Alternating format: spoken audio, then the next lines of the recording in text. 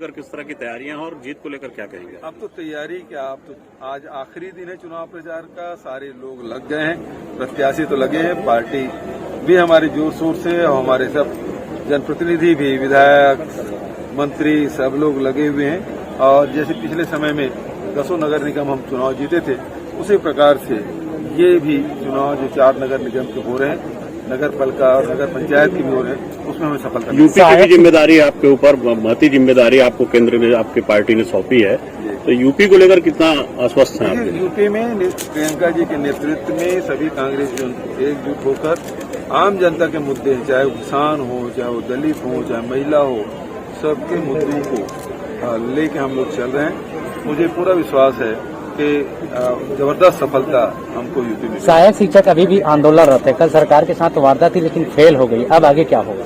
बातचीत से रास्ता निकलता है। अभी देखिए, आज जो परिस्थितियां हैं उसमें एक तो स्कूल वैसे 1.5 साल से बंद था, और ऐसे में शिक्षकों को हड़ताल करना क्या उचित लगता है? बातचीत करना चाहिए। क्या हड़ताल करने से समस्या का हल हो जाएगा? कोरोना चुनौतीपूर्ण के बीच में 3 साल आपने पूरा किया, आने वाला 2 साल कैसा रहेगा?